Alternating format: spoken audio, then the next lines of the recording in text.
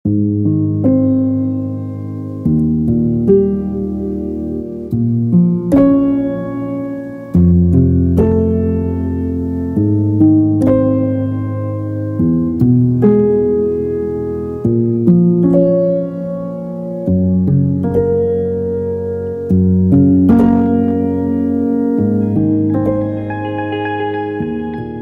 Ki Hajar Dewantara dan Kebijakan Merdeka Belajar, episode 2.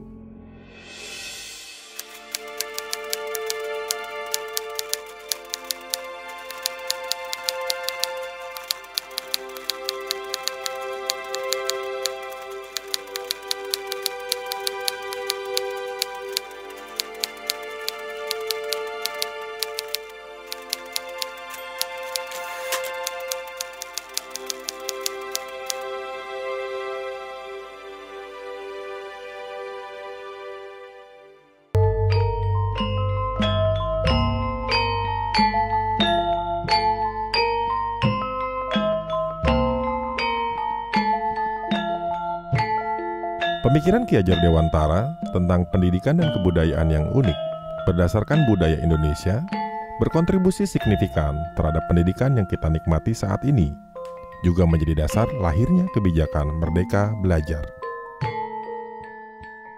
Pendirian Taman Siswa ini diinisiasi oleh Ki Hajar bersama tokoh-tokoh politik dan spiritual Indonesia melalui diskusi dan pertemuan yang dinamai Sarasehan Selasa Kliwon. Ki Hajar bersama tokoh-tokoh lain melalui sarasehan tersebut sepakat bahwa pendidikan adalah senjata paling ampuh untuk melawan kolonialisme Belanda. Sehingga untuk mencapai tujuan tersebut diperlukan sistem pendidikan yang berdasar pada budaya Indonesia yang mendidik sebanyak mungkin pribumi Indonesia. Pada dasarnya, pendirian Taman Siswa terwujud karena adanya tujuan bersama dan upaya gotong royong untuk mencapai Indonesia merdeka. Meskipun banyak sekolah didirikan oleh pemerintah kolonial Belanda untuk pribumi, kurikulumnya dirasa tidak sesuai dengan kebutuhan rakyat Indonesia. Pemerintah kolonial Belanda mendirikan sekolah-sekolah tersebut untuk melayani kepentingan politik, ekonomi, dan administrasi mereka. Terlebih lagi, sistem pendidikan pemerintah kolonial Belanda bertujuan untuk membentuk mentalitas pribumi menjadi budak Belanda. Berikut pemikiran Ki Hajar terhadap pendidikan Barat. Pendidikan dan pengajaran Barat tidak boleh secara mutlak kita anggap jelek. Banyak ilmu pengetahuan yang harus kita kejar, sekalipun melalui sekolah-sekolah Barat.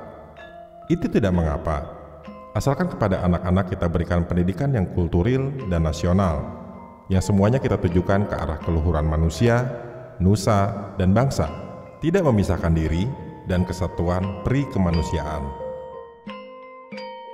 Taman Siswa membuka pendidikan untuk setiap jenjang pendidikan, mulai dari taman kanak-kanak sampai universitas, termasuk pendidikan vokasi.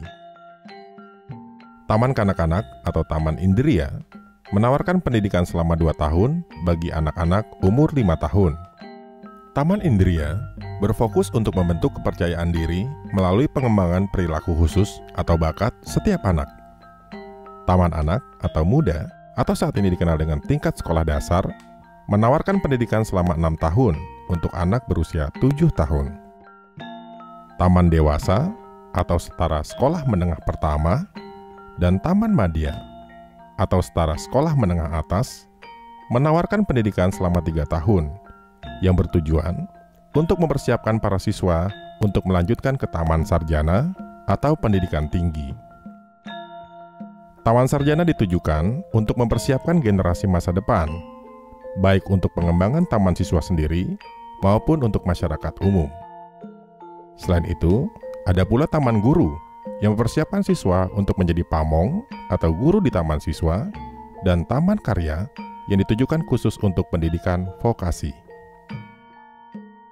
Sistem pendidikan di taman siswa didesain seperti perguruan, di mana pamong atau guru dan siswa tinggal bersama seperti keluarga. Ki Hajar mendesain taman siswa sebagai rumah kedua untuk siswa, di mana interaksi antara siswa, guru, dan orang tua tidak terbatas pada jam sekolah saja. Hal ini bertujuan agar siswa nyaman untuk mengekspresikan kreativitas dan minat belajar mereka.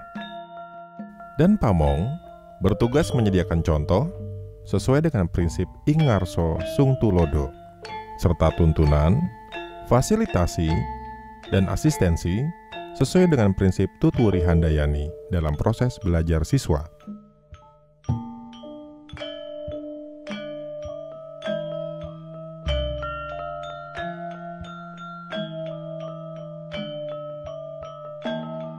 Bentuk fisik taman siswa merepresentasikan kondisi sosial budaya Indonesia. Bangunan taman siswa terdiri dari rumah besar, berfungsi sebagai asrama siswa dan ruang kelas, serta pendopo di depan sekolah. Pendopo digunakan untuk pementasan budaya Indonesia, seperti tari daerah, tembang, atau lagu daerah, dan seni lainnya. Lampangan rumput besar mengelilingi perguruan taman siswa. Biasa digunakan untuk latihan militer dan bela diri tradisional pada saat itu. Taman siswa menggunakan bahasa daerah untuk berkomunikasi, menggantikan bahasa Belanda. Hal ini dilakukan untuk membangun semangat berkebangsaan Indonesia. Jumlah taman siswa berkembang dengan sangat baik. Pada tahun 1932, sejak 10 tahun didirikan, tercatat 60 perguruan taman siswa telah terbentuk di luar Jogja, yaitu di Jakarta, Bandung, Medan, dan Tebing Tinggi. Perkembangan taman siswa ini dilakukan melalui perjuangan yang tidak mudah.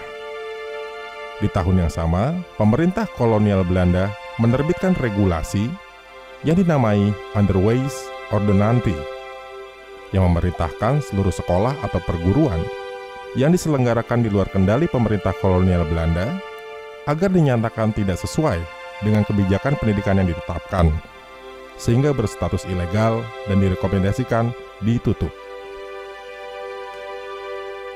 Ki Hajar melawan kebijakan diskriminatif tersebut dengan dukungan beberapa surat kabar, antara lain Pewarta Delhi, Suara Surabaya, Suara Umum, serta organisasi perjuangan seperti Muhammadiyah dan Partai Indonesia. Sebagai respon atas perlawanan tersebut, pemerintah kolonial Belanda pada tahun 1933 menerbitkan revisi atas Onderwijs Ordonnantie sebelumnya, yang menyatakan bahwa melarang aktivis kemerdekaan Indonesia mengajar di taman siswa. Peraturan tersebut berpengaruh negatif terhadap taman siswa.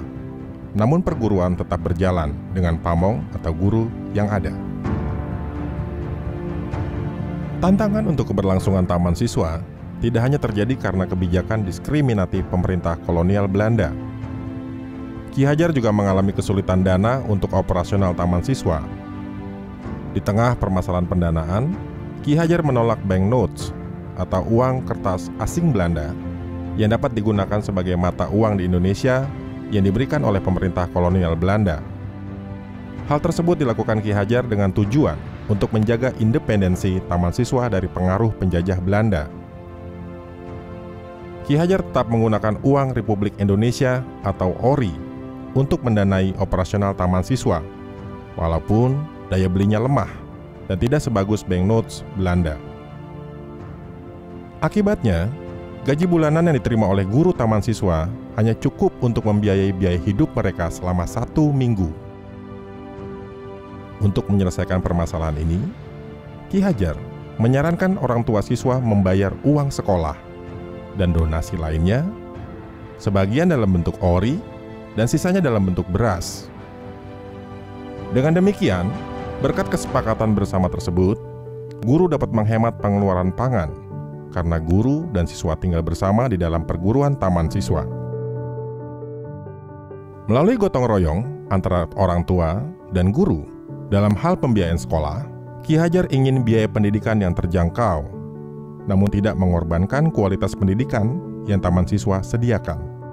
Seorang ahli hukum terkenal dari Belanda bernama Vollenhoven bahkan menyatakan bahwa taman siswa berhasil menyediakan pendidikan yang terjangkau 100 kali lebih baik dibandingkan dengan model sekolah barat. Kualitas proses belajar di taman siswa juga teruji. Dari lulusnya 7 dari 12 siswa yang mengikuti ujian masuk ke AMS atau sekolah menengah umum yang diselenggarakan pemerintah kolonial Belanda. Keberhasilan pendidikan di taman siswa untuk mewujudkan pendidikan yang terjangkau dan berkualitas dapat dicapai melalui prinsip-prinsip utama, yaitu: pertama, kurikulum pendidikan yang menekankan fungsi pendidik sebagai pamong dan among, di mana tugas guru dan orang tua adalah merawat, menuntun, menumbuhkan, atau menghamba kepada anak dalam mengembangkan potensi dan minat masing-masing anak atau kodrat diri, kondisi dan budaya di mana anak tumbuh atau kodrat alam, dan kebutuhan serta perkembangan zaman atau kodrat zaman. Kedua, fleksibilitas dan relevansi kurikulum pendidikan, di mana pengajaran dan pembelajaran dapat disesuaikan dengan kebutuhan masing-masing anak dan hasilnya untuk masyarakat. Ketiga, kurikulum yang kontekstual, di mana pengajaran dan pembelajaran disesuaikan dengan kebutuhan individu anak dan budaya lokal. Keempat, kemerdekaan belajar, di mana proses pengajaran dan pembelajaran dalam cakupan yang luas bertujuan untuk mengembangkan minat dan bakat anak. Kelima, tujuan utama pendidikan yang berfokus pada pengembangan karakter mulia dan ketuhanan yang Maha Esa, selain hanya berfokus pada penguasaan ilmu pengetahuan saja. Keenam, visi bersama dan gotong royong antara guru, orang tua siswa, dan tokoh pendidikan dalam pengelolaan pendidikan, yaitu untuk meningkatkan kualitas belajar siswa dan kemerdekaan serta kesejahteraan Indonesia.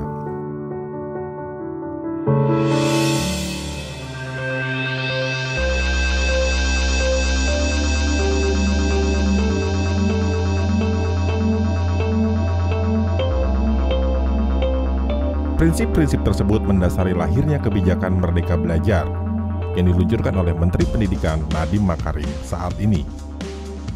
Beberapa esensi kebijakan Merdeka Belajar terinspirasi dari pemikiran Ki Hajar Dewantara, meliputi: pertama, Merdeka Belajar mengamanahkan tujuan pendidikan yang holistik, yaitu pendidikan yang berfokus pada pengembangan karakter mulia anak, tidak hanya pada kemampuan kognitif semata.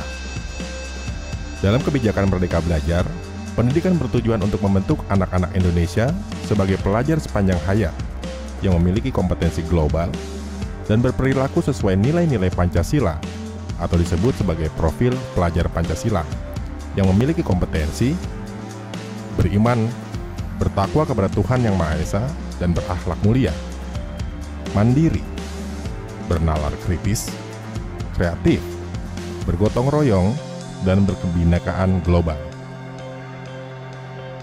Kedua, Merdeka Belajar mengamanahkan kemerdekaan belajar dengan menempatkan siswa, guru, dan kepala sekolah dalam sebuah institusi sekolah sebagai tokoh utama dalam proses pengajaran dan pembelajaran.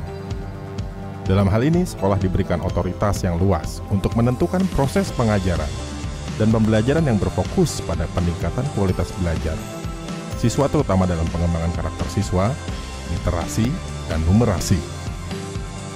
Ketiga, Merdeka Belajar memberikan fleksibilitas kepada sekolah untuk meningkatkan kualitas belajar siswa melalui peraturan-peraturan pendidikan yang tidak lagi kaku dan mengikat.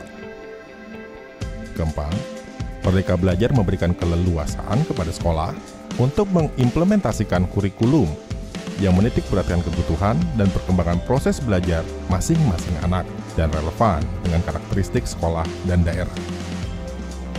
Kelima, Merdeka Belajar menekankan pada semangat gotong royong, melibatkan pemerintah pusat dan daerah, sekolah, orang tua siswa, berdasarkan prinsip Tutwuri Handayani untuk tujuan bersama menyediakan layanan pendidikan yang bermutu bagi semua siswa. Dalam hal ini, sekolah memiliki tugas utama untuk meningkatkan kualitas belajar siswa. Pemerintah daerah bertugas memberikan dukungan yang diperlukan sekolah, dan pemerintah pusat bertugas memberikan dukungan kepada pemerintah daerah dan sekolah. Ki Hajar Dewantara telah mewariskan kepada kita pemikiran dan implementasi pendidikan, pengajaran, dan pembelajaran yang berakar pada budaya Indonesia. Pemikiran beliau menginspirasi lahirnya kebijakan Merdeka Belajar. Namun demikian, Ki Hajar sebelum akhir hidupnya berpesan untuk tidak menjadikan pemikiran beliau sebagai sebuah kepercayaan atau ideologi, namun sebagai referensi untuk bangsa Indonesia untuk dapat berpikir dan berproses dalam penyediaan pendidikan yang berkualitas, yang akan berguna untuk mengembangkan dan memperindah budi pekerti anak atau Hamemayu Hayuning Sariro, menjaga dan memelihara keindahan bangsa Indonesia atau Hamemayu Hayuning Pongso, dan memelihara dan memperindah keindahan dunia atau Hamemayu Hayuning Bawono.